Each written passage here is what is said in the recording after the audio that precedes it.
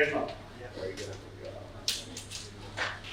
And any students from Malaysia? Oh, how are you? Just my students. I don't know why they are here. And from Philippines? Okay. And from Indonesia? So far, we still have to wait for a few others who are going to join us, or what? Yeah. So we'll just give some time. I would like to engage you in a discussion rather than just give a lecture. So I think, there's a lot of wisdom also coming from the younger generations. So don't think that, we who are older have got all the answers to the problems, because I think sometimes you need to consult the younger ones to solve current problems, especially future problems. We are in a very, very different environment now. The challenges faced by the changing environment now cannot be solved by the older generations. We can only guide you, but I think the solution has to come from those who are going to be around into the future. So that's why, from the perspective of my talk today, I would like to challenge you to think about how you're going to deal with this issue called ethics. Yeah, in the traditional society, which has been very static, ethics seems to be quite clear-cut. Everybody knows what the rules are, and people expect certain kind of conduct from people because they live within the same community, so it's easy to judge, whether you are performing or not performing. But today, we are no longer engaging physically, we are engaging even through digital technology. And if you all would have noticed by now that a lot of interactions, expectations are coming from people we don't even know. Yeah? So ethics is changing. Because usually when people talk about you're ethical or you're not ethical, it's based on what is the expectation from those who interact with us, right? I mean, if you say, you're unethical because I expect something from you, you're not delivering.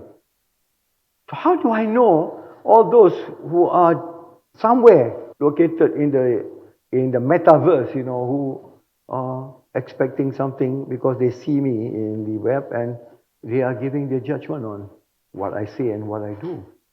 So it's a very tough situation. But what I would like to do is just to get you to look at these questions and ponder. Because we are talking about SMEs, right? We're talking about SMEs. SMEs are the future for most of the countries in Asia. In fact, they form at least about 90% of businesses, whether in Malaysia, Indonesia, or even any of the countries in ASEAN. That's the business. But the only problem is that they are small. And if they are medium, maximum, about 150 employees, not more than, say, a few million in terms of their sales, etc. But they have to grow. They have to grow. If they don't grow, how are they going to contribute to the growth of the GDP? Yeah. So the key issue here is how can SMEs grow their business in a way that they will be sustainable, so that they can provide the value that society wants. So I want to look at these questions here. A lot of people say that ethics is the same, whether you are with SME, whether you are with a big company, whether you are multinational corporations, there should be some universal standards of ethics. So why should we be concerned whether they are SMEs or whether they are not SMEs? If they want to sustain, they have to learn how to think ethically, they have to be sensitive to ethics, they have to have the processes whereby they ensure that they are doing the right thing. So doing the right thing in the right way. So should we have the same kind of discourse in ethics between companies that are registered in the Bursa, companies that are listed in the stock market, compared to those small companies. Should we treat them differently? Should ethics be treated differently between the two? Some people will say yes, because ethics is ethics. Some people may say no, because, ethics, sometimes depend very much on what are the norms for those particular businesses. It should not be treated as the same. So we have what we call the so-called rational ethics, and we also have what we call behavioral ethics. Yeah. So that's something which we have to ponder. If I'm a SME, I'm trying to survive. I know that giving bribes is a lubricant to help me. Yeah. Am I indulging in something unethical when I think of the practicality of my doing business? Is survival. Compared to, say, for example, well-established corporate entity, you know that bribe is wrong because it has a lot of negative impact on society. So how they think would be different. If, for example, in a society whereby perception of corruption index shows that people are inclined to what do you call that, be corrupt, and institutions are actually not concerned about corruption, then if you're a businessman, small businessman, how you work will be different than a multinational corporation that decides whether to operate in the country or not. So let's be realistic and say, what should we do? How do we differentiate between ethics at the small business level and ethics at the big corporate level? Are ethical theories similarly applied when one understands ethics of SMEs? Do you use theories? Do people who are in business think about the theoretical way of doing things? Or they are looking at, what works, what is pragmatic, what works, rather than what is the one that is in line with a particular principle or not? If not, at least there must be some kind of minimal standards. What standards are basic that says that, yeah, I am operating and creating value, and there must be some standards below which I cannot go. There must be some minimal standard. What would be the standard that's applicable to everyone, for SMEs as well as for corporate entities? So then the next question now is, ethics is doing the right thing. But doing the right thing in the right way means a lot of things to different people. To some people, ethics is purely business ethics. To some people, ethics is actually not just business ethics, but ethics is how you can be responsible to society, even though you don't get anything back from society. That's also ethics. So, for example, in an exchange economy, it's easier to understand ethics because if you have a contract, you breach a contract, you are unethical and you're also illegal. But it's very clear in an exchange economy because everybody is exchanging market value. So what you find normally is, if you're a businessman, if somebody is breaking a promise or breaking a contract, he's unethical, that will be taken care by the law. Because there is such a thing called law of contracts. It's very simple. So a lot of businessmen will say, what is ethical is defined by the law. That's the basic flaw. The flaw of ethics is the law. I break the law, I know I'm unethical. But expecting me to be going beyond the law to think about ethics and while I'm doing my business is something that I may not have the capacity, I may not have the resources, I may not have the skills in order to do that. So why should I be bothered by that? As long as I'm not caught by the law, I'm not losing my bottom line, so why should I worry? So that's why when we talk about social responsibility, we always expect that every entity who is doing business must be socially responsible. So let's go back to the definition of what does it mean to be responsible. So expectations of ethics, if you study ethics, I'm sure you study, expectation of ethics of social responsibility here means ESG, for example. People are talking about ESG, responsible to the environment, responsible to your workforce, responsible to the community, responsible to the shareholders, etc. So that is, but let's look at this as an SME, a small SME, trying to grow. How does responsibility translate in terms of its business conduct? Of course, we know SMEs eventually will grow, will become corporate entities. Then they have more responsibilities. But as of now, as SMEs, I'm sure you have met a lot of SMEs before in the last few weeks, to see their problems. How do you see their mindset? Their mindset in terms of social responsibility. In fact, it is negative social responsibility. I expect the government to help me. It's not positive social responsibility, it's reverse social responsibility.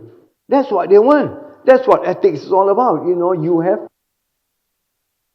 because I'm just starting my business. So we always somehow or other are inclined to think in terms of generalizing. But we fail to realize that there are a lot of what we call blind spots. We don't see the blind spot. And that's why I think, trying to re-evaluate whether or not we should have special considerations in terms of ethics for SMEs. Now, please, if you have any question, please interrupt, okay? Please interrupt, okay? Now, the other issue here is in relation to governance. A lot of people are talking about governance, corporate governance, ethics. So how do you link between governance, ethics, social responsibility? Anybody? How do you link these three? How do you make sense to an entrepreneur that says that a small, medium entrepreneur has to deal with governance, ethics, and social responsibility? How do you visualize it? How would you explain to the SME?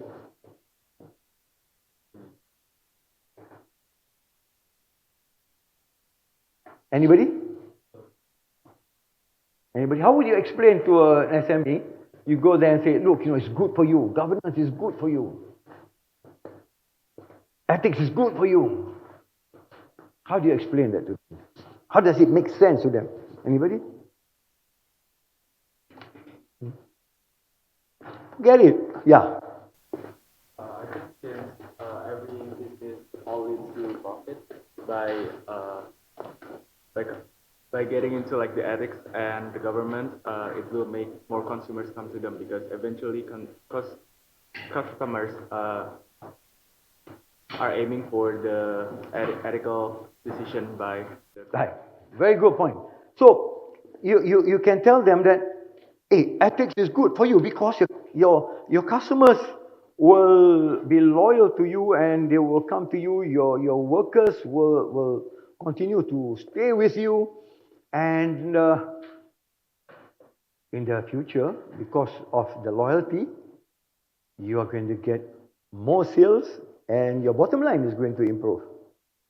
But can that happen in the short run? It is a long run. It is something that takes time in order to establish.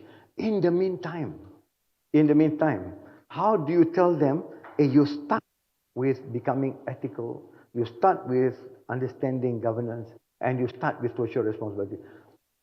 Would you think, among the three, ethics, social responsibility, and governance, which one you think they will have priority? Which one? Governance? Why? Why governance? because usually government relating to the law. Talking about governance, yeah? Not government, governance. Yeah, why? Why governance? Because usually it relates to the law, and the law they are sacrificed. Oh, okay. All right. So you are not referring to so much governance, but you are referring to regulations. Yeah, laws and regulations. That is the most important to them, right? But ethics that we try to understand, like social responsibility, does the government penalize you for not being responsible? No, it does. If you are not responsible. If you are not responsible, you throw pollutants in the river, you're going to be punished, right? So you're not responsible. So what is the meaning of responsibility? What is the meaning when you say somebody is responsible? Responsible here means, number one, you're outside the negative quadrant. You are not irresponsible, right? So you're not going to be penalized because you are not behaving in an irresponsible manner. But what is responsibility? How does an SME look at the concept called responsible?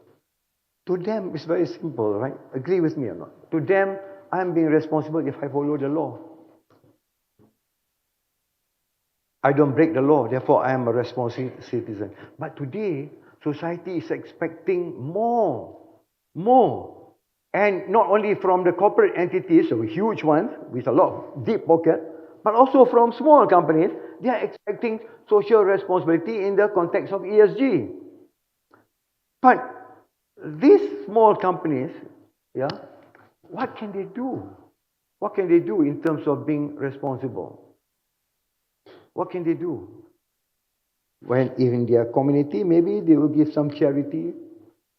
Maybe they will participate in some social events. But if you're looking at the kind of SMEs you have here, they are struggling to find their market. The competition is stiff. How are they going to be talking about responsibility and ESG? How? Now the next one is governance. What is governance? Governance is actually only applicable to SMEs which form companies. If I am a sole proprietor, is there a governance? I am the one who's managing my own company, it's my business. Yeah. There are stakeholders who have governance because you have to comply with like the vision of the stakeholders and right. You do have stakeholders. You do have stakeholders even if you don't have a corporate entity, because even though you are sole proprietor, you still have to deal with your customers and the communities, right? But when we are talking about governance, it is no longer self-governance, it's the governance of the corporate entity. So a company form a limited liability company, PT, a limited liability company. That company is different from the owner. The owner may be a director of the company, but the company and the owner are two different entities. So one ethical problem that we will find under SMEs is that they think that the asset of the company belongs to them. So what they do is that they use the capital of the company for their own personal needs. That is unethical because it's against the law. The asset of the company and the wealth of the owner are two different. That's why you have your balance sheet says assets of ABC company at 31st December. It's not asset of the owner, asset of ABC company. So that's why there is a problem when SMEs start forming a company in order to do business, because they can take advantage of limited liability compared to a sole proprietor. Then they are having one advantage, but at the same time, there is a lack of knowledge, lack of understanding in terms of how they, as owners, are different from the company. So that's where they tend to have a wrong notion about responsibility. Responsibility more a personal concept of responsibility rather than responsibility of the company to survive and to grow. So this is where we have another issue. So let's look at some of the concerns here. Lacking of ethics and governance and social responsibility at the early stage of development of SME is to be expected, because they are going from a personal, say, business into a corporate business, or they have never done business, they are out of job and they want to do a business as an alternative to employment. Yeah. So basically, unless they get the notion of what it means to do business at the corporate level, then they will be thinking that it is just an alternative to employment. And that's where the problem comes in. Because the idea here is just to make some money, just to create income. But that's not what business is all about. That's number one. Number two, they, as you rightly said, to them, avoid penalty, avoid fines, that's more than enough as far as doing business is concerned. Okay? In fact, that's considered to be responsible for them already. Number three, you will find that in any kind of society whereby the institutions are not promoting integrity and transparency, you will find that there will always be transaction costs in doing business, right? And one of the transaction costs of doing business is bribery and corruption. And that's why the concept called pelicir in Indonesia, or a lubricant, becomes a concept that has been accepted. Look, you know, if you stop it, nothing will happen, no growth, nothing. So sometimes it's a necessary evil, even if you have to. Right? As long as you can get by, as long as you can cover your costs. That kind of mindset, the vulnerability to corruption. So when we talk about ethics at the business level, SME level, have we considered what is the integrity framework at the national level, at the state level, at the city level, at the municipal level? Whether we already have in place or not. If not, you know, we're talking about ethics as though, you know, it is already assuming that the framework is already supportive. Actually, in most countries, it is not the case. And therefore, sometimes it is better to be smart than to be ethical. So, this is another problem. Pressure to be efficient and ethical at the same time. How to be ethical? Because ethical takes time. It involves a lot of investment. And to be surviving is now clear and present danger survival. So, which is the one you're going to give priority? Not because they don't want to be ethical, but they want to survive first. Yeah? If somebody has to survive first and be ethical, which is your priority? You want to survive, isn't it? Yeah. Right? Pressure, bulk, and a lot of these companies, which are SMEs, they are, if they form companies, it's good for them to form companies actually.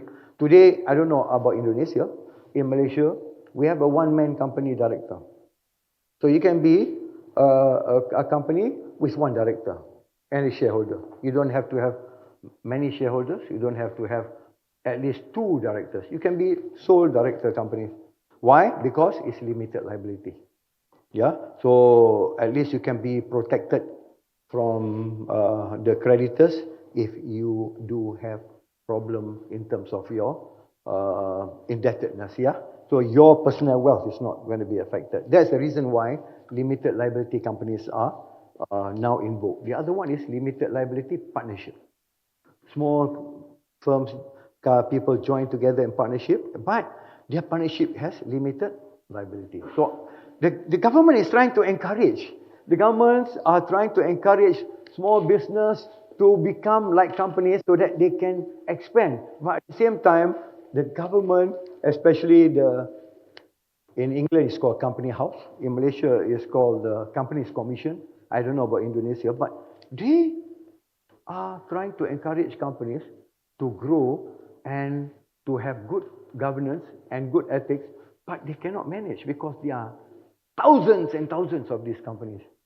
What they can do is check on whether you submit your financial accounts, etc. If not, you're going to be fined. But beyond that, they can't. They can only enforce. They cannot promote ethics. Yeah. So, because they are not listed, they are not subjected to Code of Corporate Governance. They are not subjected to listing requirements of the stock exchange. They are not. And because they are not subjected to these rules, etc., there's nothing that tells them how to practice good governance. So if I am not incentivized to practice good governance, good ethics process, why do I have to do it? So a question now is for SMEs now, unless I am disincentivized because I'm going to be fined, or unless you incentivize me by giving me some return so that my profits will go, I'm not going to do it. Yeah, am I right? Okay? Then we also have problems. Government wants to help to make these companies become more aware about ethics so that in the long run they'll become more sustainable, but they do so much. What do? They call the directors and the company secretaries of these small companies to attend training on how to do good governance and good ethics. But how many are going to attend? Sometimes they even have the program free of charge. So, what I'm trying to tell you is that if I am not going to be affected in terms of my bottom line, why should I invest in something that is going to be in the long run? The answer, I'm going fast forward now. The answer is if entrepreneurs, SMEs, want to be part of the supply chain, and you know that the big entities that are buying from the SMEs have to conform to certain sustainability ESG standard, it is in my interest to even make sure that I adopt this practice so that I can sell to them. So you can see that quite a lot of companies now, say for example, one Malaysian company which was very famous and they were selling rubber gloves. Top Glove. Yeah? Top Glove was making very good money until one day their shipment in the US was not allowed into the market. Why? Apparently there was one international NGO that reported that they were not treating their foreign labor ethically. That they were putting them in a place where their passports were confiscated, etc. Even though it was proven to be not quite correct, but perception matters. So you cannot sell to companies if you don't conform to what the buyers in the supply chain wants from you. So therefore, if government wants to promote ethics among SMEs, the bottom line here is make sure that the people who are buying products from these SMEs demand that they conform to certain standard, otherwise they cannot sell. That's where the bottom line comes in. Otherwise, if you ask somebody just to become ethical for the sake of being ethical, you're not going to get it. That is the point that I'm trying to make. Okay, now another issue which I think have been neglected in most societies, maybe not in the more advanced societies, but it's part of our culture, I think. It's part of our culture. The culture reporting. If you notice or not, when we are complying with regulations, we give what regulators want. They want financial accounts, we get the auditor to do it for us. The auditor help us prepare the financial accounts, audited, you submit to the regulators. That's it. But the culture of reporting how I have achieved my goals and what were the problems that I faced in achieving my bottom line and what was the impact of my profit on my employees, etc., has never been part of reporting.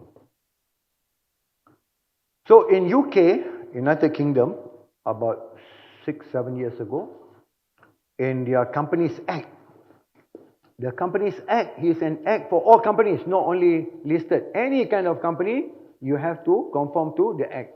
In UK, they decided to have what we call the business review reporting. Meaning, I review how I did my business. I review how I did my business. What have I done? What were the things that I could have done better? Did I meet certain particular standards? Or have I done something that could have been done better? And that is something now that is being encouraged by the Malaysian Commission for Companies. And I want to tell you something. This was in 2018. Until today, most private companies did not submit the business review report. Why? Because they are encouraged to do it. When you encourage them to do it, they say, no, we're not ready to do it. But if you ask the public listed companies to do it, they will do it, because if they don't do it, they are going to be penalized because it is required on them. So when it's not required, it's difficult for people to be doing something which is the right thing. Yeah? Okay? So now, I think this is something which, if the government wants to encourage businesses to move forward into the future, especially SMEs, especially in the context of what we call this IT environment, the technology environment, the things are moving so fast. If you have no idea how you did in the last 1 year, you're going to have difficulty even dealing with what is going to happen in the future. It's going to happen. It's so dynamic. The environment is called a VUCA environment. Anybody familiar with VUCA environment now? V stands for volatile. The environment is volatile. Tomorrow things are going to be different. Yesterday it was normal. Today is post-normal. Yeah. It's a new normal. Completely different. It's so changing so fast. You compare that to 100 years ago. You know, how the environment was so stable then. It was basically manufacturing. Today is data. Yeah, and it's moving so fast. And we have all kinds of new things that are happening now that is going to make your technology obsolete.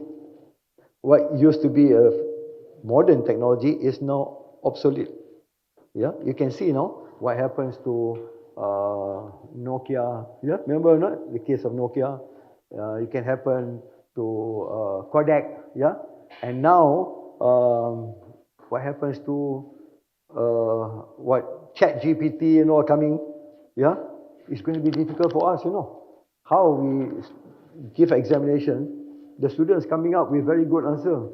So how do you deal with people who give an answer based on ChatGPT? In fact, the ChatGPT answer will be a very good answer. So how do you deal with that if you are a teacher?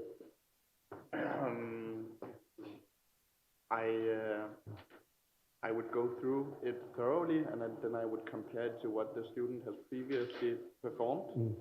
And but it's difficult. It's almost impossible. You know what I would do?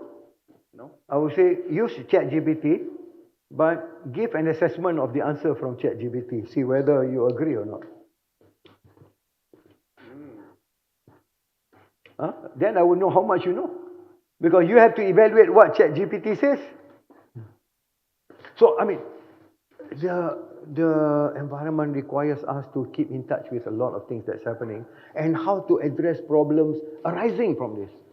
And we have to be creative, and we have to work in collaboration. It's no more working you in a silo, him in a silo. No more.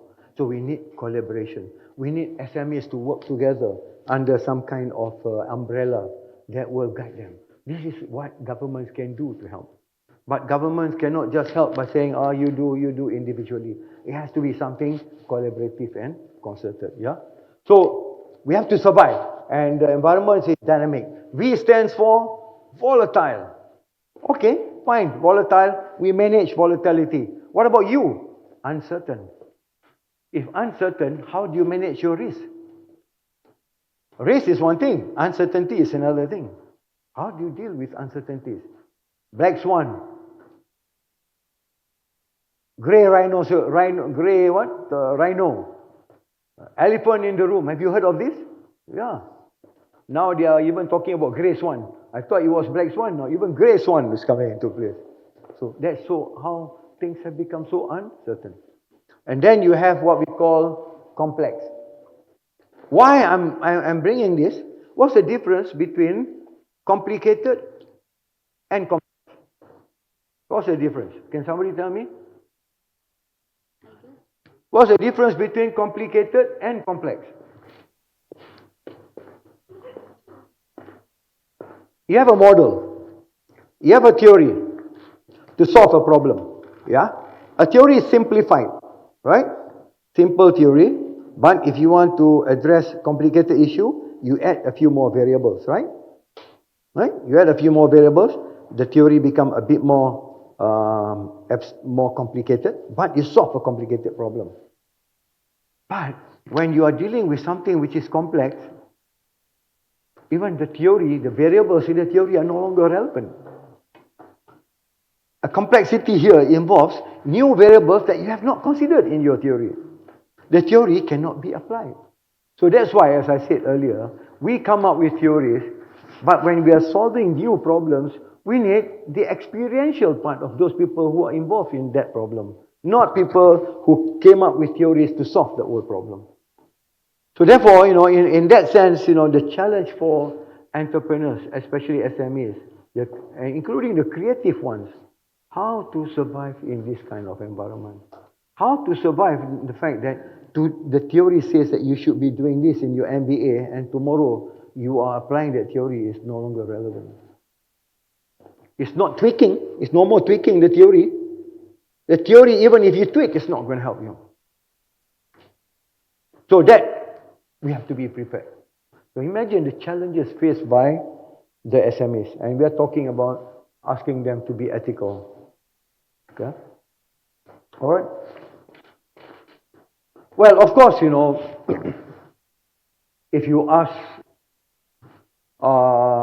people who are involved in the teaching of ethics and people at the governmental level, they always talk about this. We have to be responsible like a corporate citizen. What is the responsibility of a citizen? What do citizens do? Citizens, what do they do? If you are a citizen, what is expected from you? You pay tax. Some more? Obey? Obey the rules. Very good. Number 3, what else? What must you do if you are a good citizen? You have done the 2, very important minimum. Obey the law, pay taxes. What else is expected from a corporate citizen? Or a citizen? What does this? You are a citizen, right? What is expected from you? What does society expect from a citizen? Yes. Yes. You have to contribute. Whether you contribute in the context of exchange value, yeah, or even non-exchange value. That's why in Jogja, for example, I see tremendous non-exchange value, and that is the good balance between exchange value and non-exchange value. You understand what I'm trying to say or not?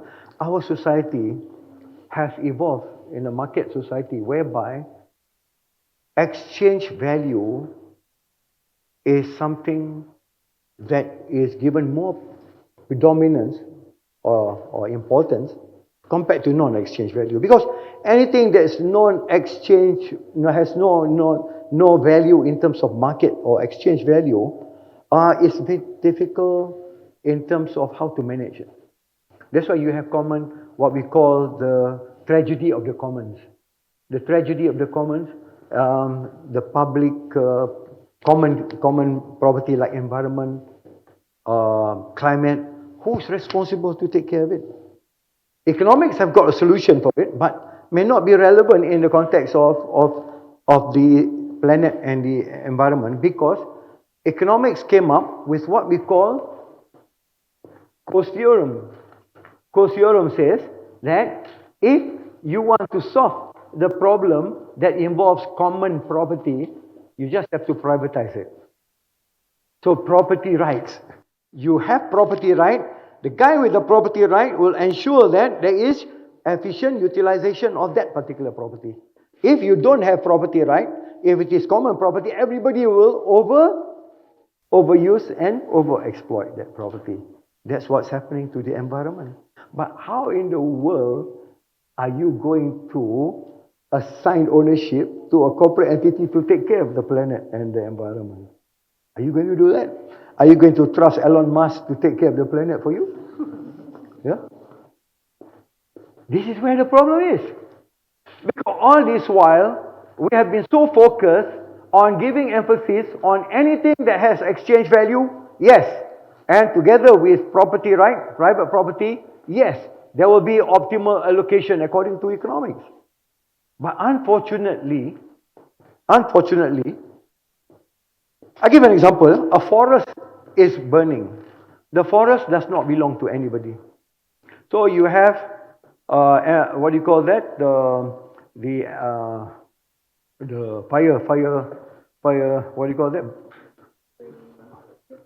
Huh? The guy who is going put out the fire, what do you call that? Firefighters, huh? And their vans and their planes going there, and then putting water around there, right? Now, where is the economic value from that experience of dousing the fire? Where's the exchange value that's coming from? Do people care about the forest by itself? What value does it give? Nothing. But the value of putting off the fire involves petrol that you use, yeah, water that you buy. Anything that has exchange value is reported in the GNP. But the forest by itself, before it was caught in a fire kind of trap, has no value. Where's the value? So anything that is experiential, that is not exchangeable, has not been given that much of emphasis. And this is the worry we have in society today. When we talk about social responsibility, people expect, companies, big companies, to allocate money to museums, yeah, to arts center, to what do you call that, opera house and all those things, right? Why? To create that support for things which do not have exchange value. So we are in a situation today, if you ask me, if you say, for example, Marx will say, our system is unethical because we commodify everything. Only when it's commodified, then it is important. If it is not commodified, it's not important. So that's why social responsibility says, okay, even if it's not commodified, contribute a little bit to it. But that's not going to be efficient because we don't give that much value to it. Not everybody wants to contribute and they don't know how to contribute. And they don't get benefit for contributing. So this is one danger that we have. I hope you all appreciate this, that we are at the stage here, even when we talk about ethics here, we are at the stage where at the global level, when it comes to understanding our responsibility towards climate, towards environment, we are just talking about net zero, and what was the other one? Net zero, energy. The other one was? Come on, there are two things. Yeah? I'm sorry. Carbon emission. Yeah, I know. But one is net zero. What's the other one? Where you can buy, you can pollute, and you can buy the right from somebody who's not polluting. What do you call that? Huh? Carbon tax, yeah, but you can buy your right to pollute. What is it? Huh? Yeah, quota, yes. And what do they call that? One is called net zero. That means you are not polluting at all. The other ones, I can't remember that, but you're doing it, but you can buy the right from somebody else for you to do. You buy the quota from another. Yes. So this is what's happening here. Carbon neutral. Yeah, carbon credit. It's called. If I'm not mistaken, it's called something that neutralizes. But it's the term I can't remember now. But what I'm trying to say, my point that I'm trying to make is that a solution? Is that the solution? Because you're almost looking at it as though it is property right. My right to pollute because I pay for it from somebody else who's not polluting. Is that the ethical responsibility that we are talking about? By right, we should be net zero. And we can't. And I don't know whether you have read yesterday or not. I think it was Elon Musk, I think, who said that this ESG thing is in evil. Yes, it is. They say that ESG now is creating more problems than the kind of benefit it's going to be providing. So we are in a state of really limbo. How do we manage the environment, the climate, etc., when it is not owned by anybody? There's no private property, and who is going to be responsible to take care? And that's what ethics is all about, because the most important part of ethics is whether we together, not the small SMEs, whether we together is going to survive or not because of what's happening in the climate. And yet there's no mechanism for us. No mechanism. The only thing is net zero, and the other term that I can't remember, involving the purchase of rights to pollute. So therefore, this is Malaysian Companies Commission dealing with so many companies, thousands of companies, and they are talking about this, but they are unable to do anything about ethics. The only thing they provide will be training on ethics to company directors and to company secretaries. That's all. And I don't think that's going to do much, because, I can come and attend, but unless it hurts me and my bottom line, there's no incentive for me to do anything. Any questions so far? Any question? Okay, so I'm not going to go too much into this. Basically, ethics is just doing the right thing in the right way. But the problem is, what is the right thing? What is the right way? Everybody have different ways of doing the right way. Everybody have the notion of the right thing. So how do you go about doing it? That's why there's such a thing called standards. Standards. So ESG, they have different standards, but depending on who is involved with the standards, So you have to meet different kind of standards. And that can also be another problem. But generally speaking, the underlying principles are there. So to me, if ever SMEs want to move forward, at least try to understand what are the basic principles upon which, you can conduct yourself. Basic principles in terms of what standards you can fulfill. But that costs money, costs resources. SMEs cannot afford to pay that. So that's where government can come in and help them with regards to coming up with simplified standards so that they start small. Start small, slowly grow and become more proficient. Because, there's such a thing called learning by doing. Expect me to become proficient in one day is not going to work. But give me some simple standards, introductory level, intermediate level, advanced level, that might help. But asking SMEs to go straight to the advanced level is not going to help. But giving them at the preliminary, introductory level, I think that can help. How we're going to do that, I think it's up to the regulators, What would be minimum standard so that they can do it? They can do it. They can do the reporting based on the standard. A lot of even public listed companies, public listed in the stock exchange, you ask them to fill up their governance, standards. They will do box ticking. Box ticking? I tick to say I'm doing it. Now, in 2017, they are saying, okay, for public listed companies, these are the practice. You apply the practice, but you explain how you go about doing it. Not to say I just apply. I must explain how I explain. So that's at the public listed companies, We're not talking about SMEs. Okay? So,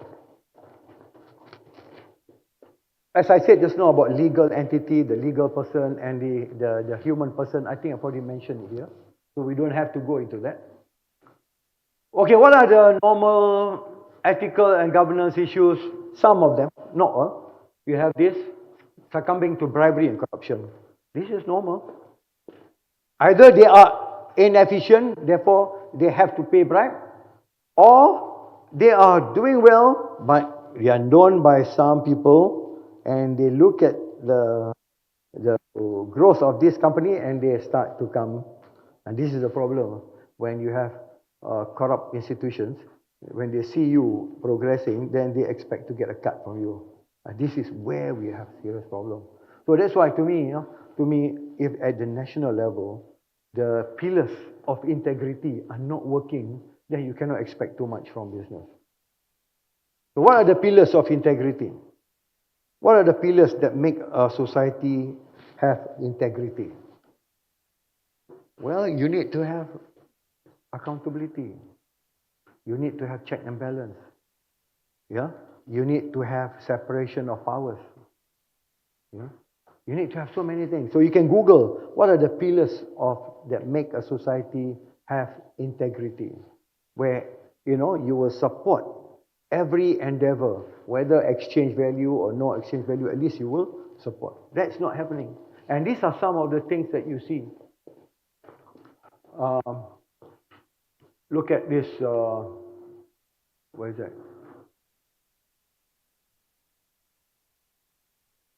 Data security, protection, leakages. It's not very clear. No? Okay, these are some of the things that they have to deal with.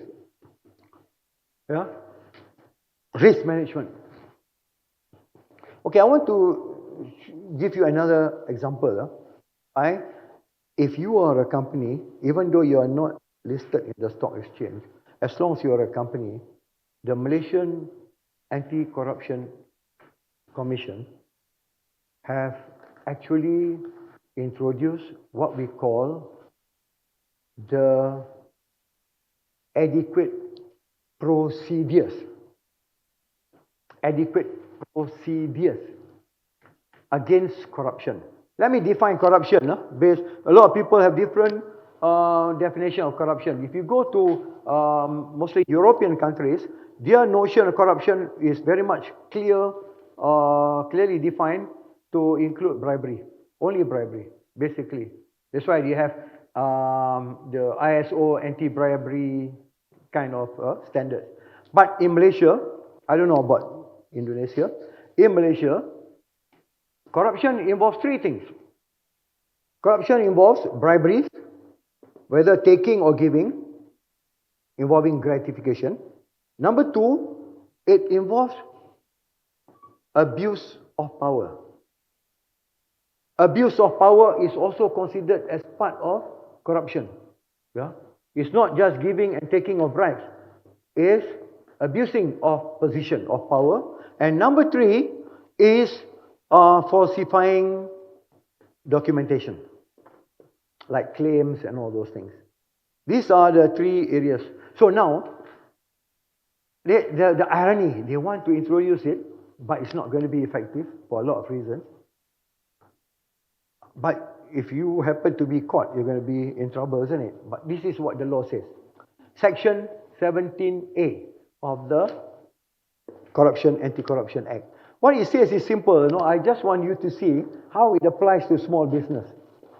If you are a company, it doesn't matter whether you are a public listed or private company, one of your staff is involved in bribery, procurement. So you ask for gifts or you ask for something in order for you to buy the product from that company. Okay? Now, there is an individual in the company that is involved with corruption, and then somebody reports, and it was found out that this person really took the gratification. Who should be punished? The person, right? But this act says the liability is not on the person but on the company. Not only on the company but also the directors of the company. So what happens is that the company will be fined. So for example, if he receives a bribe of 1 million, the fine will be 20 times or 10 times, I'm not sure. But the director can be jailed up to 20 years. So what does that mean? It means unless you can prove that you have got all the procedures that you have put in place, and yet Despite all the procedure, this guy still indulge in corrupt activity. Then the company will be, what we call that, safe from the corporate liability. Otherwise, if you cannot show that you have taken steps, these are the procedures you have taken, then you are going to be fined because of that particular person. So that is a disincentive that the company has to consider because it's going to affect their bottom line. Now, whether it can be enforced is another thing. If it can be enforced, that will be one measure that will make sure that SMEs think about ethics. But if it cannot be enforced, they say, okay, everything, the law says so many things, but there's always a way to get out from it, then nothing will happen. So basically, there are attempts to help make them think that they have to do the right way, do the right thing in the right way, otherwise they are going to be punished. And if it is true that this is going to happen, then I think it is one step forward. In fact, there is one company that has already been charged for this. A few years ago, but I don't know what is the final outcome. One company has been charged under this act. This company was giving bribes in order to get one of the oil company's subsidiary to buy their services. And this has gone to the court of law. Whether or not the final status will be that punishment or not, we don't know. But other companies are not worried about it. That's the only problem, because it's not really proven yet. You're going to be in trouble if the court says so. So we wait for that. Yeah. Any questions so far? Okay. Yeah. Just when you're talking about who should be punished Right. for these things, I know there's some cases, as you also mentioned, there's need for grease money or lubrication, as you call it. But don't you think that both the guy trying to give the bribe and the guy receiving the bribe should both be liable? Oh yes.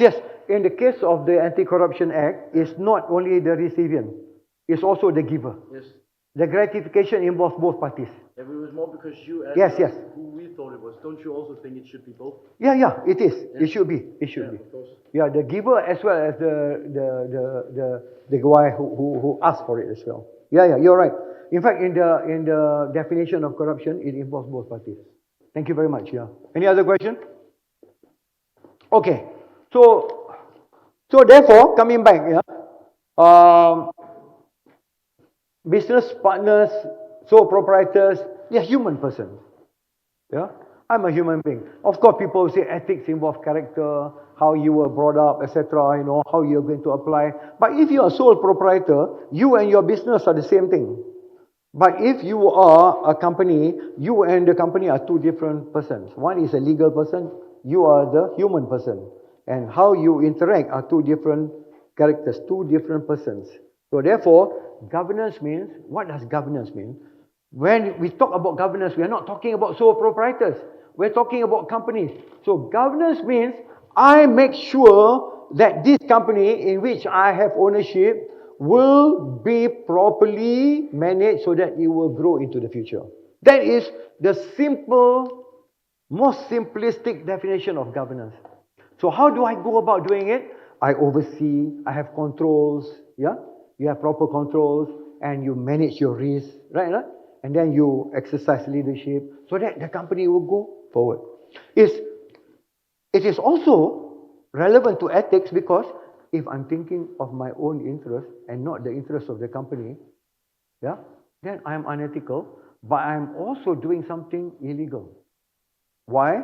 Because the Companies Act says that if you are the directing person, the director of the company, you must have a duty to act in good faith in the interest of the company.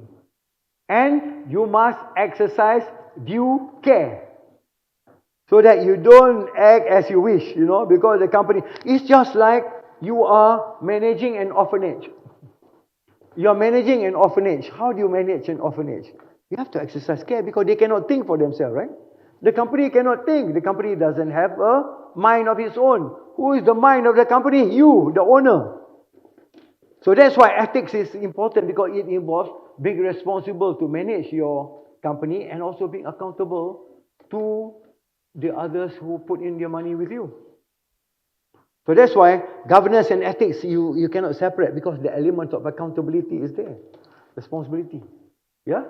So therefore, even if you say that I'm a person, I'm a very good person, I may not be doing the right thing ethically if I'm managing my company in the wrong way. So knowledge is important, because I can be honest, I can be transparent, but I don't know how to apply honesty when I'm managing a company. So that's why SMEs, when they establish a company, they have to know. They have to know what are their obligations, what are their duties. Because duty can be legal duty. And if you end up on the wrong side of the law, you can be jailed. There are a lot of directors who have been jailed. Because they don't know. Say, I thought I'm just doing a business, I form a company. He didn't realize what are the duties that he has with respect to the company. And this is a big problem, because SMEs are interested in business. They're not interested in the governance of that particular business entity. That is another issue which a lot of education and training needs to be done. Yeah. Of course, the other one is managing risk. Not people are aware about how to manage risk. Yeah, people are not aware. They don't know. Ethical risk is also important, not only reputational risk. So a lot of risk that involves ethics. And because of the poor management of the risk, the company suffer. Even though the company is doing well, but because it violates certain laws, it violates certain governance practices, it ends up being on the wrong side of the law. So I think managing risk is becoming an important issue. I'm sure most of you will realize that risk management today is more demanding compared to what it used to be. Yeah. So remember that, yeah. So this is what I've mentioned to you. The corporate, you see in the middle there, the corporate liability laws, etc. now is becoming important. Why? Because they say if you are a company, you're a legal person, you're supposed to follow the law. If you don't follow the law, you're going to be punished as well. So companies don't go to jail. You don't cane a company. Can you cane a company? No, you can't. Can you jail a company? No, you can't, because it's a fiction. A company is a fiction. It's not real, but it's still a person, a legal person. Therefore, companies can pay fines. When companies pay a fine, their bottom line is affected. Yeah, so remember that, yeah? Now, this is what I was talking about. When you are in an exchange economy, the thing that motivates you to do the right thing or the wrong thing is profit. In an exchange economy, you don't exchange value where you don't make anything, because you are contributing to value creation. And profits come in. Can you make profits from a non-exchange value? You can't. So if there's no motivation for you to get a return for your effort, how are you going to spend much time on things which have no exchange value? This is the critical part now for you all to think about, how you go about. Individually, you say, I'm a small company, I don't do much harm. But this is a fallacious argument, because there's such a thing called the fallacy of composition. If everybody throws their cigarette butt on the road, and they say there is only one cigarette butt, but if you see from the totality of it, it destroys, it pollutes the particular thing. If one person also doesn't do that, and there are so many companies, you're going to have serious problem. So that's why this idea that you have to put across into the SMEs is that, yes, it's okay for you to make profit. It's okay. But you have to think of profit as a result of what value you create. And the value you create tends to be more exchange value. We accept that because you need to have accountability in terms of how much expenses you put and what is the return that you get. And that's only based on exchange value. You cannot have anything else. We cannot expect too much from you in terms of contributing to non-exchange value. But at the same time, even if you are creating exchange value and you're earning profit, you have to do it in the right way. You have to follow the law, yeah? You have to make sure that, you are honest, you are transparent, you create value, you think long term. Because you cannot get your stakeholders to support you immediately. It is something which is long term. And therefore, your profit should be as a result of you creating value to people who appreciate your value. Rather than you make a profit regardless of your value. So I give you an example. Yeah? Here's just a simple example.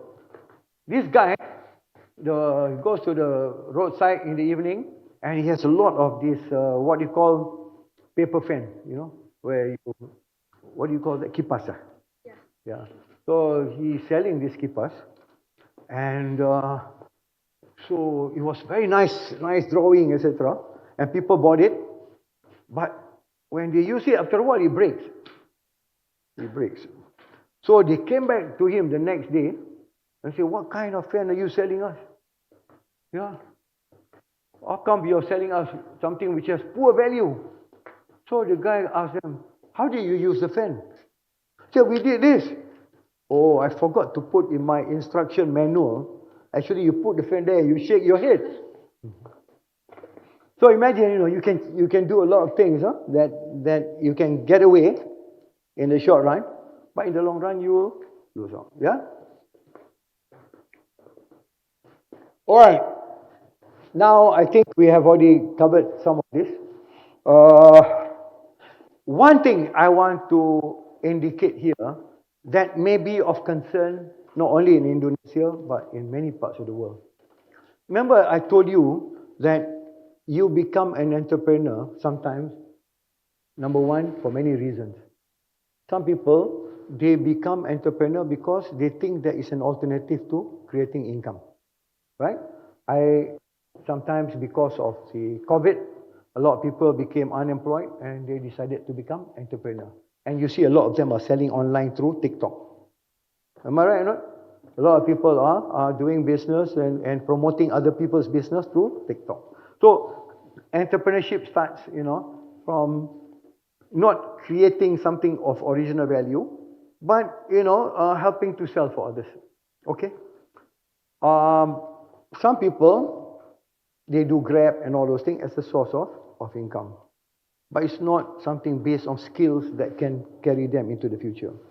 Some people go into content development, but it takes time to build content, etc. There are all kinds of ways that you become an entrepreneur. Yeah. So some entrepreneurs are more in terms of creativity. Some entrepreneurs are actually alternative to jobs, doing some providing services. And most of the SMEs in ASEAN and third world, where do you think the SMEs are found, located? Mostly in the service industry, not in manufacturing. Very few in manufacturing, mostly in the service industry. Yeah, service industry. And now we're talking about content also, but not many.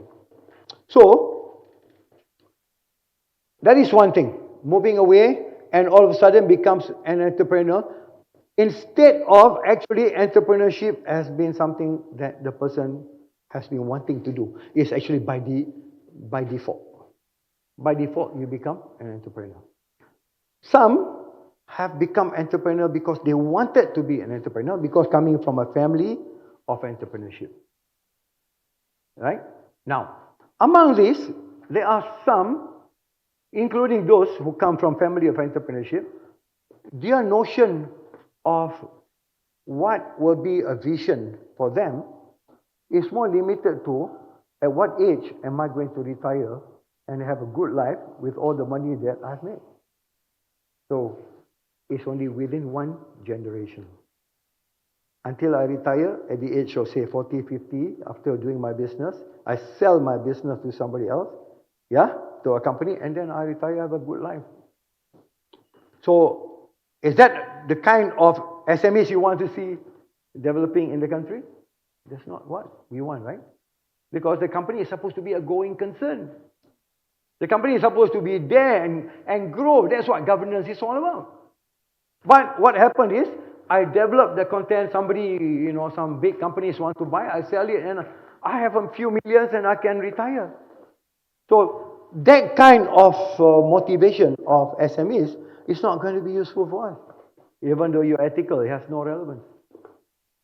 On the other hand, there are SMEs, because of tradition, they are intergenerational.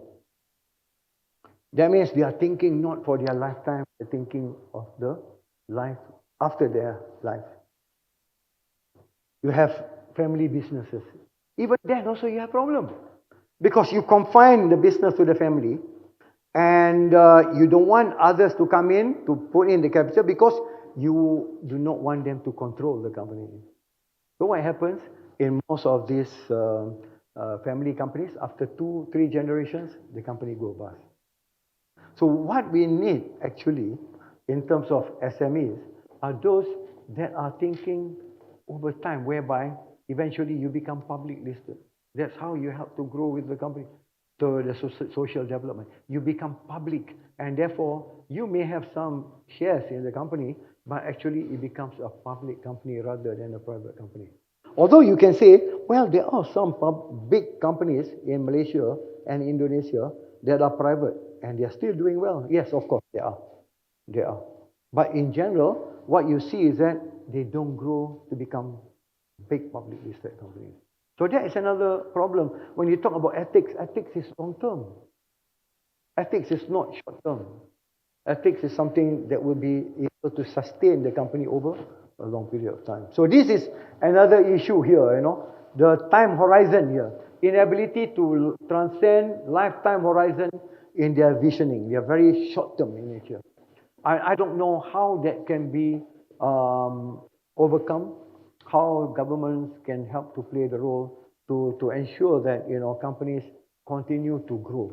The only problem is that until and unless they are exposed to the global market, they tend to become short term. So if you want to be in the global market, then you have to be a bit more long term. Yeah. All right. So I've already mentioned this. Okay, these are the issues and challenges. This is what I wanted to talk about, how governments and authorities can help, to ensure that there will be long-term and ethical, perspective, yeah? Now, if you look at the last point, government can create awareness. Awareness in terms of training, awareness in terms of, say for example, certifying. Before you can become a director of the company, you have to be certified by passing certain kind of modules. I think this is good. So therefore, it's not just anybody can form a company and can become a director. No, it's no longer like that. Directors need to be certified to be fit for purpose to become directors. And in order to do that, they have to be, passing certain kind of exams, or they have to do certain things that the government wants. To me, this is one step in the right direction. There's nothing wrong in doing that, because that will help these people become more aware. As long as they are directors, they know what they're supposed to do for their business. Number two, that's number one, the one that I just mentioned. And number two, before you can be a director, but you're not managing the company, fine, you get that certification. But if you want to be an executive director, that means you are also a managing director, you're managing the company, then you need to go for that. You need to understand corporate law. You need to understand corporate governance. You need to understand ethics. You need to understand sustainability if you want to become an executive director. Because you're day to day there in the company. Yeah, you are a director and you're also an employee. You have to be aware of that. That's important. But if you want to be just a director but not managing, it's okay. You get a certificate because you understand what the responsibility is. It does not matter in law whether you are executive director or a non-executive director. A director is a director. The duties and liabilities are the same. Of course, when you go to court, the judge will say, you are executive director, you should be punished more, maybe. But as far as liability is concerned, it's the same. Okay, government support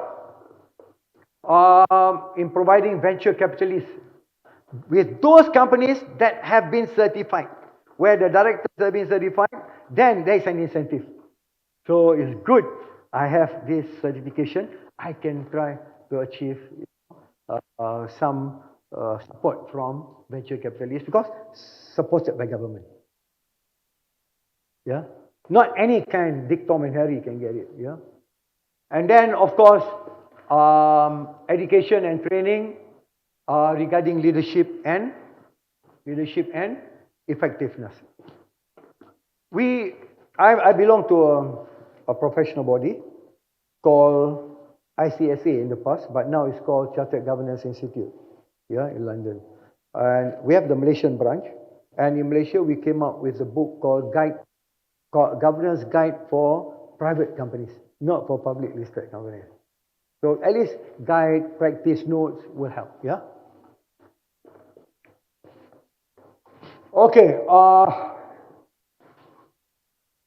this one I've already mentioned. The first one, the first two, is the adequate procedure I've already mentioned. That's also another way to ensure that these companies, these SMEs, are incentivized to do the right thing or disincentivized from doing the wrong thing. And you see, the moment you practice this adequate procedure, you may start with very rudimentary, not very good, but eventually you learn, practice by doing. And this is one way to help them.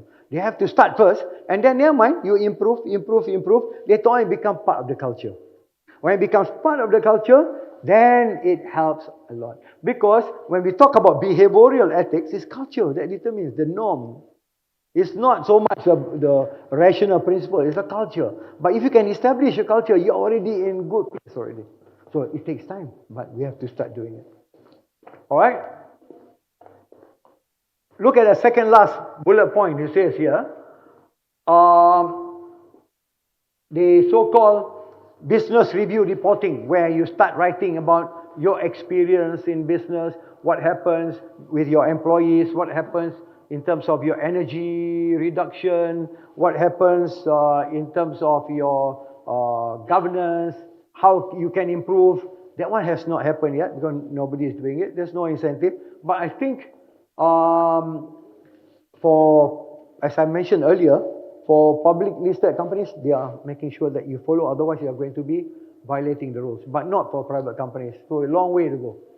And then there are also some other training conducted by other institutions like Institute of Integrity, SME Corp, Companies Commission, Anti-Corruption Academy of the Anti-Corruption Body. All these are doing, but they are ad hoc. It's not consolidated. It's not something that is integrated. This is the problem. They are doing for their own purpose. So that is another flaw in regards to how the government can encourage ethics here. At the sector or industry level, this is important. Very important. Remember I mentioned about umbrella? Governments can bring together all the SMEs within an industry to be guided by the bigger player, and they can have dialogues, and they can have sharing of experience, they can have sharing of manuals for training.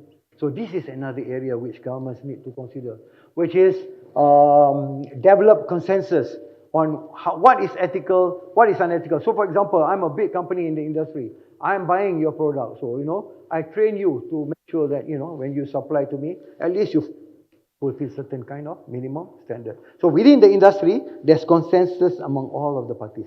I think this is another way which governments can do, but it takes time. So far, we have not seen many. But in Australia, they have. In Thailand, in Philippines also they have. But I think we need to encourage more and more industry to do this. What is happening now is in the pharmaceutical and the medical instrument industry. They have to do it. But yeah, a lot of other industries that we have not done yet. So this is one way forward. Yeah.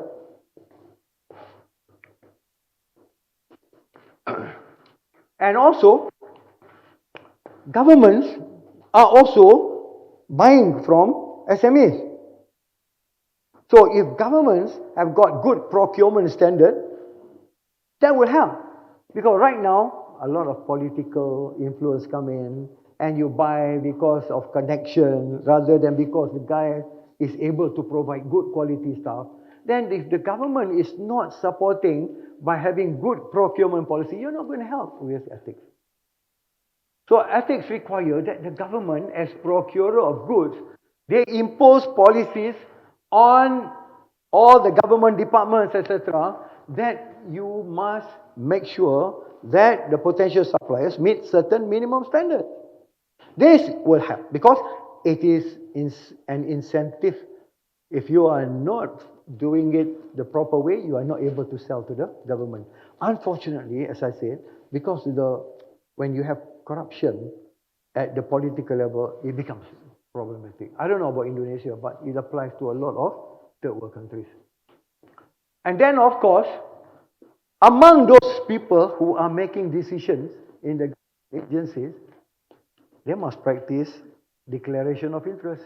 They must also be ethical if they want the SMEs to be ethical. So declaration of interest is, for example, I might know these guys who are supplying, so I must recuse myself. I should not be in the committee. So we're not talking about the SME, we're talking about those people in the government who are buying or procuring from the SMEs. And then open tender. I'm sure in Indonesia already we have now e-procurement. So when you have e-procurement, nobody can interfere into the system because it's very transparent. So that will help as far as the incentivizing SMEs to be ethical. All right. Now, the other one is integrity pact, the second last bullet point. I don't know about other countries. In Malaysia, they do have, but it will only work if government procurement require that before you can supply to us, you must have the integrity pact.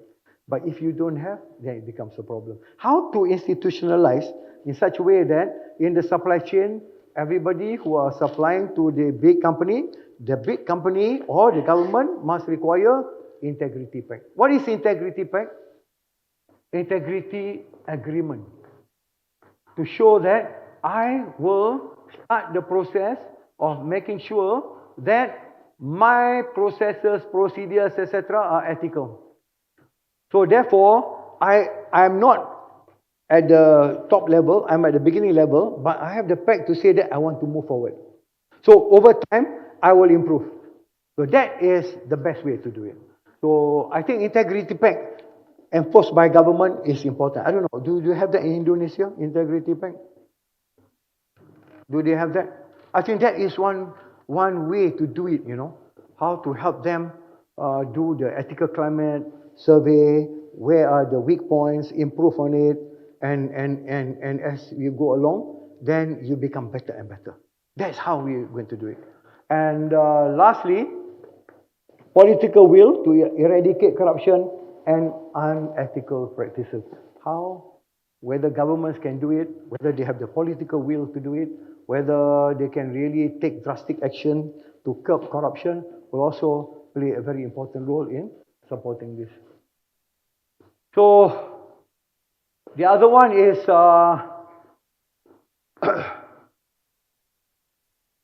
I mentioned about business review and leadership of board and composition of independent. Here, what I'm saying is that there are SMEs which are actually subsidiary of listed companies.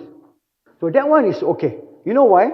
Because now the government and the what you call Securities Commission is requiring that if you are a listed company, you have subsidiary which is not listed, SMEs, for example, as your subsidiary, then you must make sure that they also conform to governance standards, governance practices. So that's one thing good. Requiring the main company, holding company, to ensure the subsidiary to adopt their practices. So they don't have to do it directly, indirectly they are asking the main companies to do it. This is very good point. And lastly, I've already mentioned this. This is actually a repeat. I'm not going to do that. Okay. So I think these are some of the things that I've already mentioned here.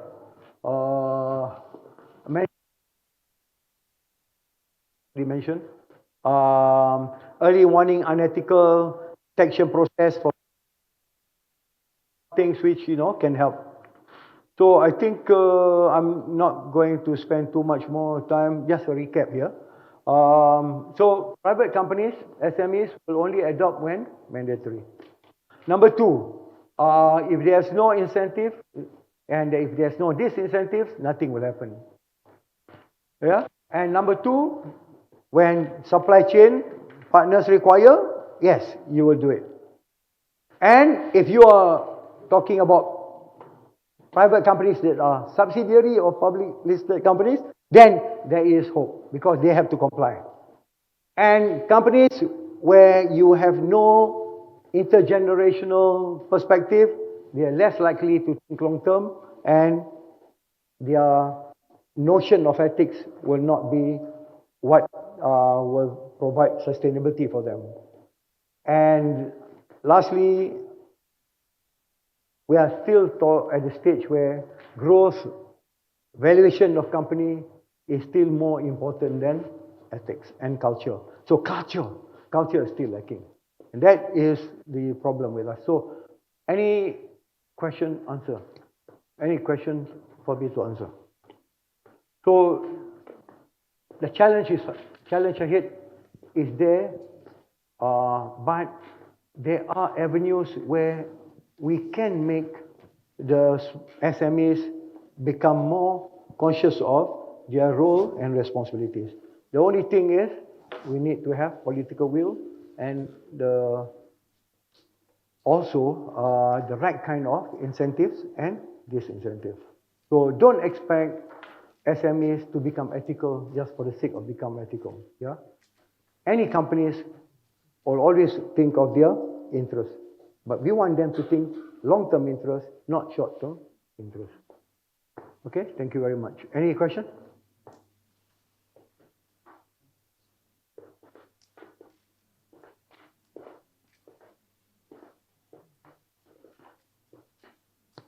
Yes, from Philippines. Any question? From Malaysia? Maldives? Indonesia?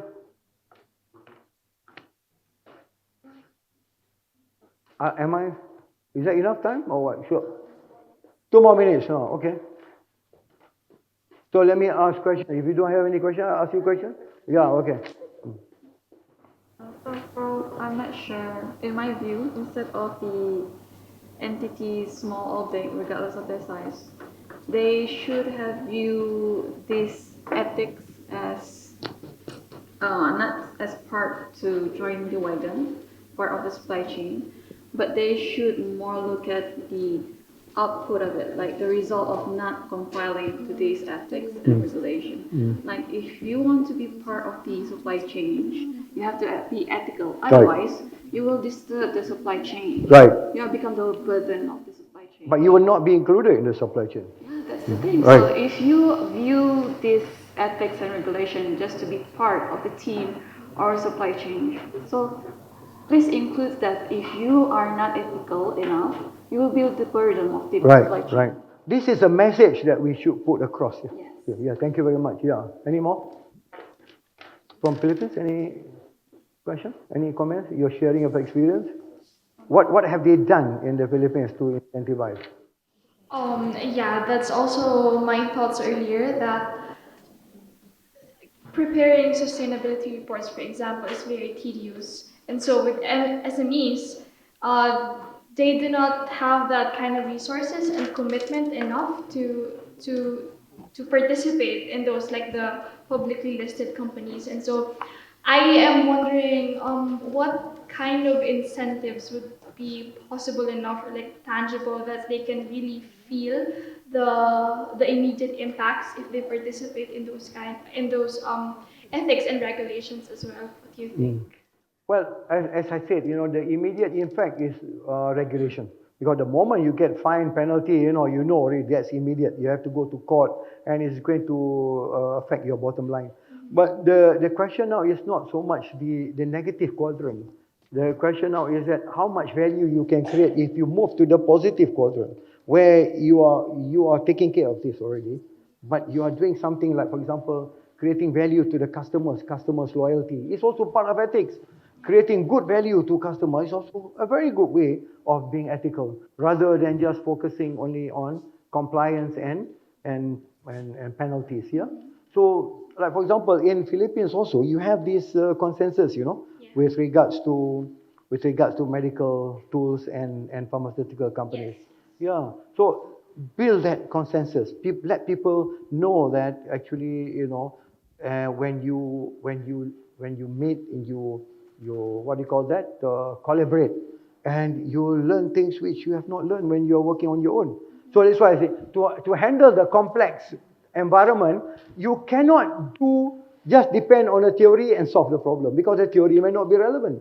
So what you need to do is exploration. Explore what is going on now. And that's where you need what we call collaborative work. And consensus is one of them. So, yeah. In future, in Malaysia, is there any near plan that they will mandate this reporting? The business review reporting is going to be mandated soon for public listed companies. How about SMEs, Prof? Not for private companies. For private companies, they have done it for a few years, and not many people submit. No submit. Because it's difficult. It's difficult to submit a report, about review of how you treat the employees, your environment. It's not easy. They are already thinking of how to sell their product. They are thinking how to pay the salaries of the workers. They are thinking of managing the company. All of a sudden, they have to do all these things. In big companies, they can afford because they have the resources. They have the capacity. But where do you expect SMEs to come up with that? So this is where I think, the gap is necessary. Yeah.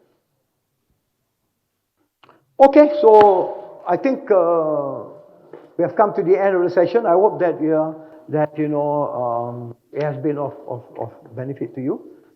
Thank you very much for your questions and your participation.